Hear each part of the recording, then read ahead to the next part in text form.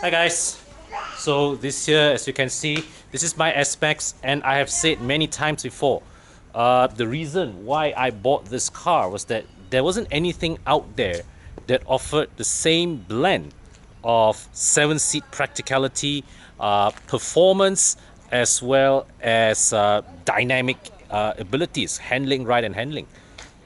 Or is there?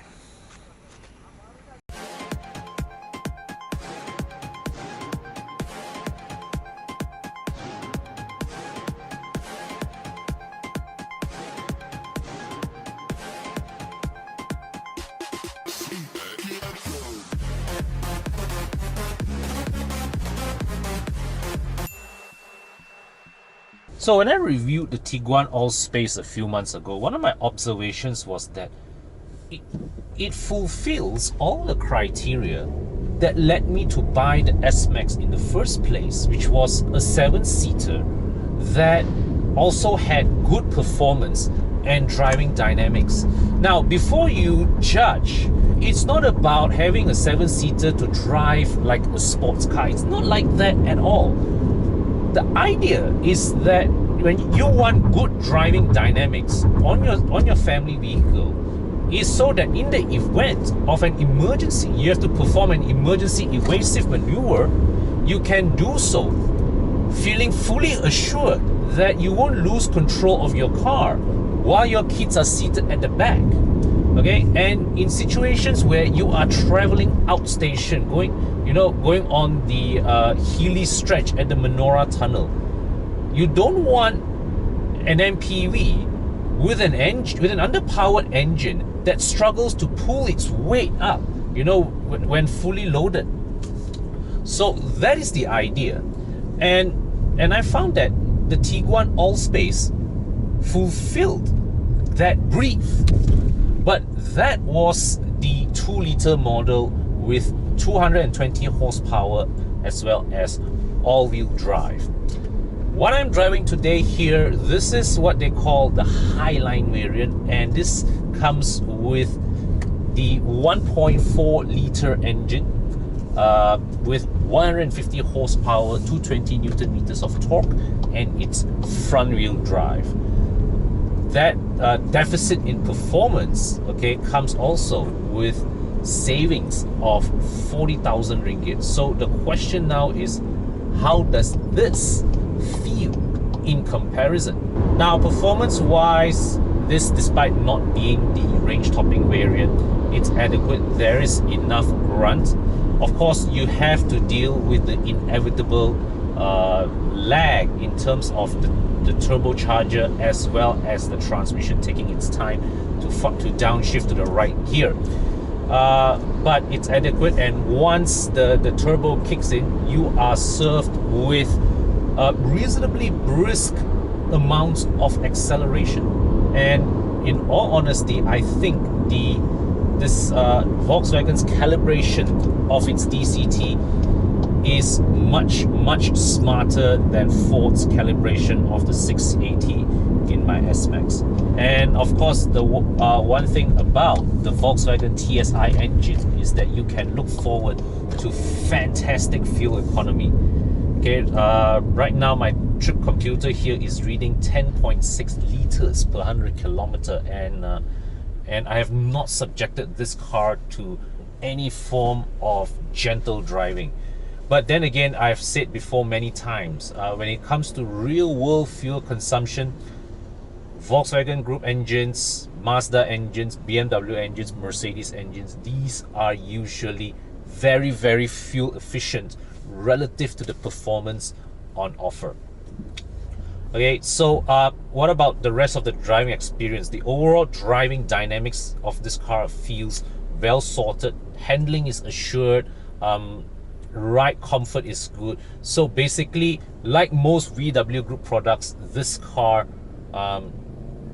delivers. This is a car that, if you come from a Japanese car, except maybe Mazda, you will feel a substantial upgrade in terms of the overall driving feel, whether it is your performance, whether it the sheer grunt of acceleration on offer, as well as that assured feeling on the highways, it's fantastic. And just now I just spun the front wheels, so definitely this is not, acceleration is not as urgent as the 2-liter model, but it's definitely more than enough for you to negotiate point and shoot city driving. And of course, typical of the latest gen Volkswagen cars with the MQB platform, the controls are all well calibrated. The steering is precise, the brake pedal is easy enough to modulate, unlike all previous generation Volkswagen products like, say, the Passat B7 or the Golf Mark 6, where the brake pedal feels more like a switch than a properly calibrated pedal. Now, right now I am caught behind slow-moving traffic, and this is when sometimes in this kind of situations where you are ambling along and you suddenly want to step out and accelerate, yeah, you have to take into account that there will be spooling time involved for the turbocharger to kick in the boost. So let me try my luck now. Alright, so yeah, once the turbo kicked in, acceleration was sufficient. Okay, now I must say the ride quality is fantastic.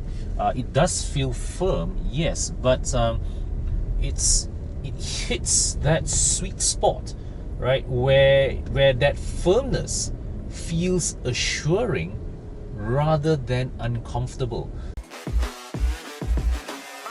Thank God that the brothers on the rise now. Endless celebrations all in my house. Levitating now, I'm super duper fly now.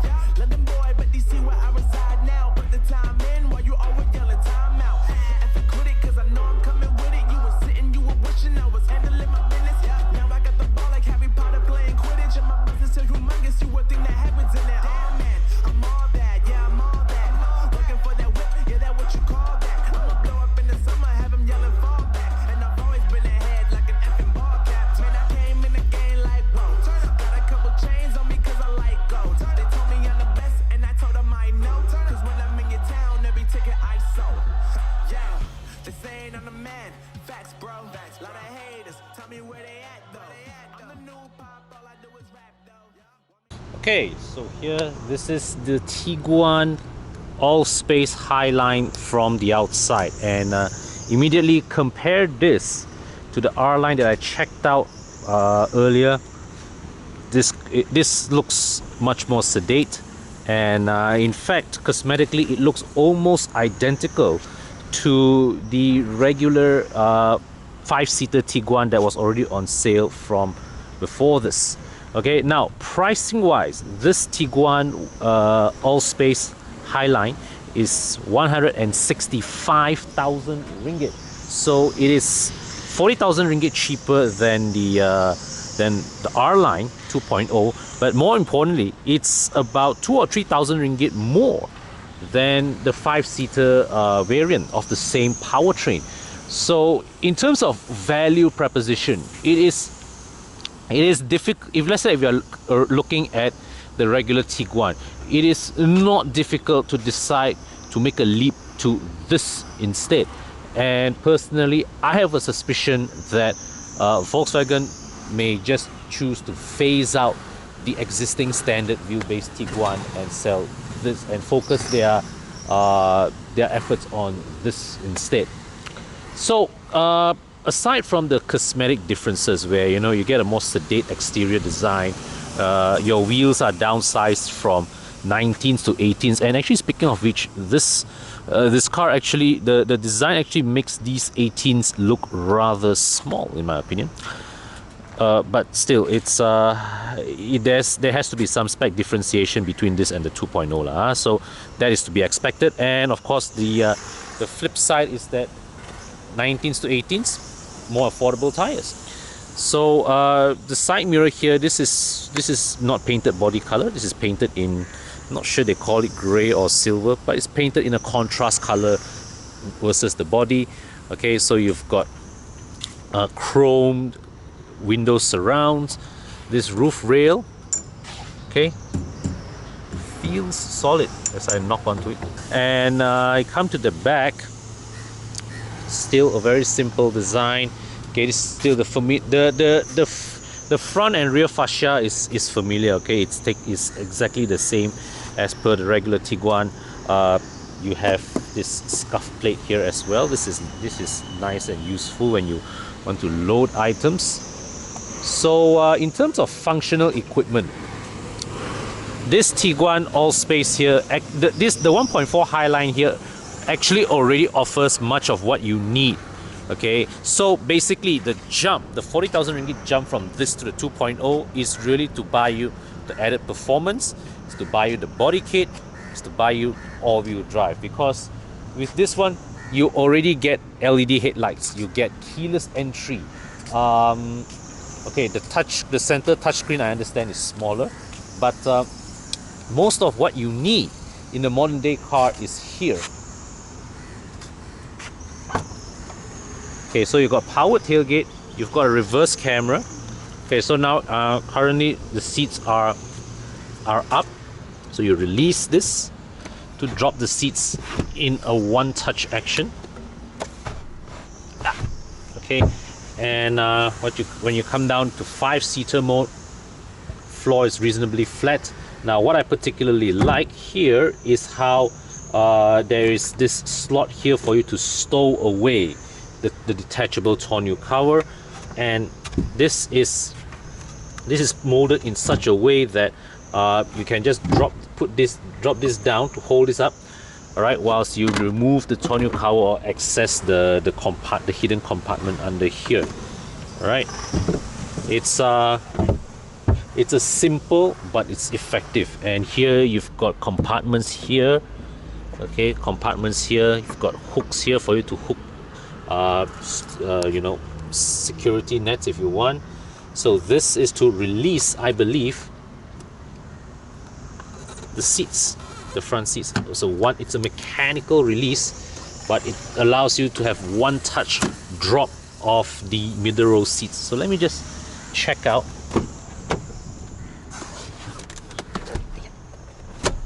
Okay, so you drop this and you can lock them in place. There's a slight step here, so it's not perfectly seamless. Okay, surprisingly, but it's all right. Okay, this is all right. The step there is not a big one, so if you load large items here, it should be fine. So you've got a hook here to hang your groceries, and there's a clip here for you to hide away the seat belt, so that it does not interfere with the folding of the seats. So got a 12-volt socket down there. All right, and yeah, and there is another light here as well. So let's pull this back up. Okay, the pull action is it's relatively easy. One touch brings it back up, and even with the rear seats up, you've got a good amount of room here. It's just that one thing I just observed. Now, so you have these compartments here, which is nice. You have the slot here for you you have that slot there for you to stow away the tonneau cover. That's nice too.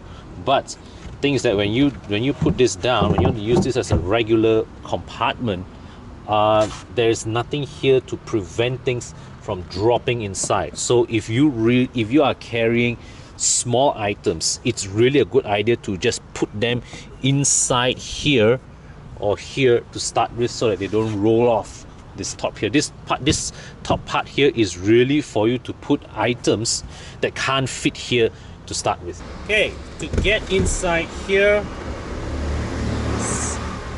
one touch, come in. Now the headrest, of course, you have to lift this up. All right, and now let's start with the headroom evaluation. I'm 170 centimeters tall. This is obviously well, not a low, okay, but typical of 7-seater or 5+2 seaters. The third row seating is always compromised. So we come over to here where this middle row seat is adjusted according to give the front passengers some leg room. And I have to say, this with the seat adjusted all the way back, I still have a good amount of leg room here. Just that there's not much, there's no thigh support here to speak of. All right, and although this is a more comfortable place, more spacious place here than my S-Max, I wouldn't want to be seated here for an extended duration of time. I think for kids this is okay, but for adults maybe okay lah for a short trip. All right, getting down, just lift this up, it goes. Okay, so coming back here, let me just adjust the seat all the way back. And well, I have to say, lean angle is good, and you've got recline adjustments, so you can lean further back. All right, the thigh support, as you would expect for a seat that's designed to have practical compromises, is not great. It does extend all the way to the back of my thigh, but it doesn't. There's the angle doesn't really hold your thighs up. But leg room is great. Okay, no complaints here. And what's nice is there's this tray here. So those of us with kids, we will particularly appreciate this lah. Not kids of my age, but I think as they grow older, this will come in very handy. You want to serve them food to keep them occupied. In the case of some parents, maybe this is where they would probably park I don't know, a mobile device. And speaking of which, you can see this slot here. Okay, I think maybe they had this in mind for you to, you know, rest the screen here or something. All right, to drop this, pull this up and come down. All right, but overall I have to say, inside here, this third row, very nice, very spacious. You do have only 2 isofix mounts here, okay, but it's easy to locate. The middle passenger here, the safety belt is here, and it's built in, and it comes what you call it, and the top is anchored to the seat back, so you don't have to pull the buckle down from the roof and have a secondary buckle. So this is nice, appreciate this. Armrest here, got this simple molded VW Group standard issue cup holder. Elsewhere, got rear aircon vents here. You've got temperature adjustment for the rear passengers, got a USB port and a 12-volt socket. So let's come to the front. Okay, this is the same cabin as per the regular Tiguan. So you've got this nice digital instrument cluster. So this switch, all right, pull this to open the tailgate, but you can't close the tailgate remotely. You still have to come down and do it yourself. All right, so continuing our walk around inside is the virtual instrument cluster. This screen here, I believe it's a smaller screen than what we have in the R-Line model, but it's still a decently sized screen. Okay, it has all the functions common from the Volkswagen Group. So you've got these functions, and what's nice is there's a proximity detector on the screen.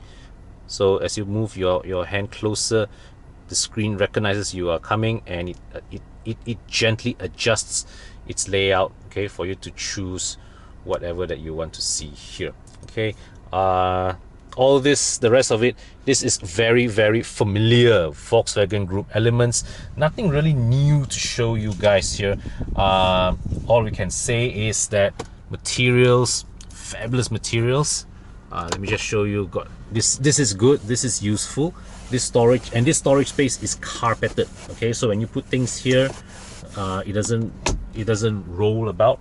Similarly down here, 12-volt socket, USB port, and this whole tray is rubberized. So if you want to chuck your phone down here, no wireless charging, but at least if you chuck your phone down here, it also doesn't slide around. Similarly here, this tray is lidded and it's spacious. Okay, nice space here, and also it's flexible, so you can use it as a cup holder or you can use it as a giant space, up to you. Here inside, and wow, who left this here? Okay, but this one, nothing much here to see, but it's okay because remember they already have a 12-volt socket and a USB port at the back, so this is really just storage space. That's it. Here the glove box, wow, got CD player.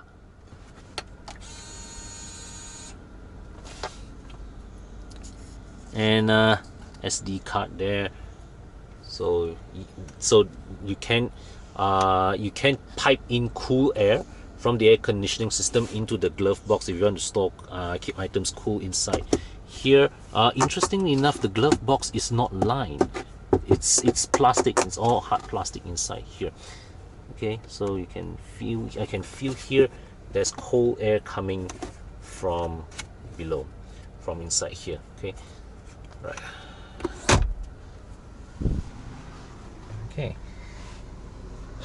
Oh, and here there is another storage compartment here as well. Okay, here the door pockets here are carpeted. Okay, and it's generously sized, so you can drop a 1.5 liter bottle here, together with some pretty large items here as well. Overall feel of the cabin, this is, as I said earlier, standard Volkswagen Group fare. One complaint: lock and unlock switch only available on the driver's side, nothing on the passenger side. But what can I say? Well, all the switch gear, great quality, great feel, great touch. You got reverse camera. All right, quality is good. Okay, reverse camera complemented by front and rear parking sensors. All right. Yeah, but overall quality, well, this is standard Volkswagen Group fare. Okay, you get the feeling of solidness. You get that, you know, the key touch points are lined with nice materials. Okay, so when you feel it, you feel that sense of underlying quality in the cabin.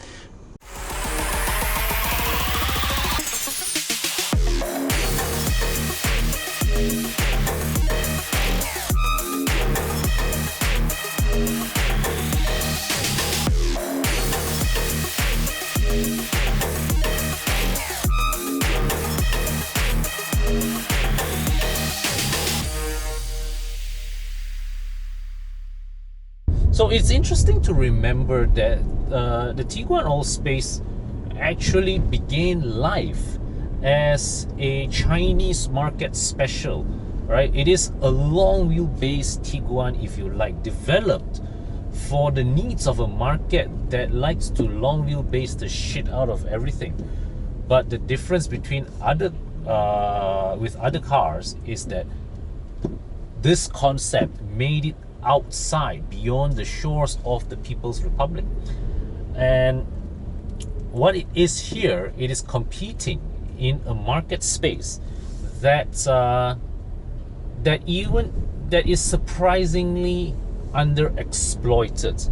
So you think about it, for similar money, alternative 7-seater SUVs in this segment, what do you have? You have the Nissan X-Trail that is, well, that's an aging product. You have the Mazda CX-8.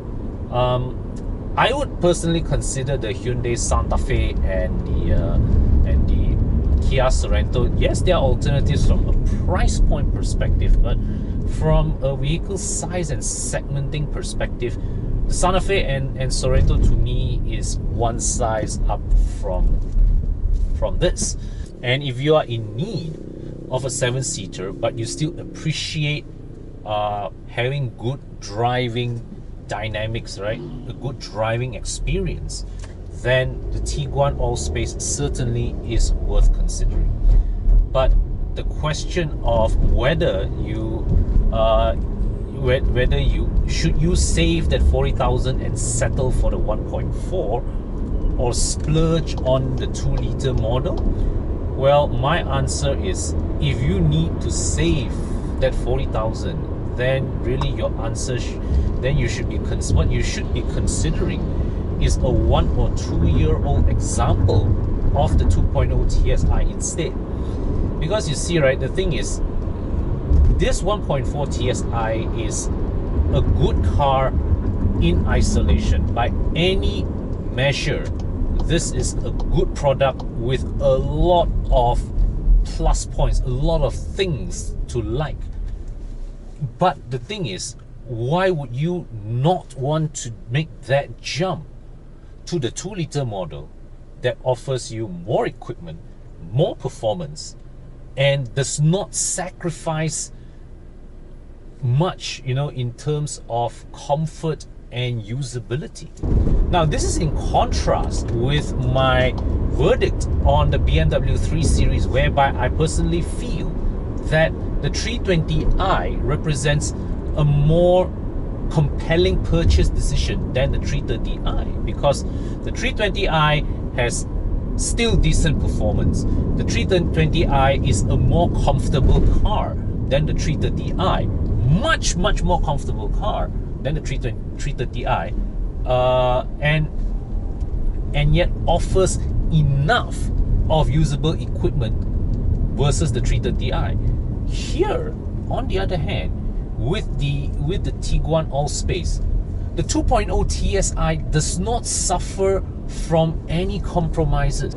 So if you ask me, the Tiguan AllSpace definitely worth buying if you're looking for a 7-seater with good performance and dynamics. But I would say push yourself to go for the 2-liter model.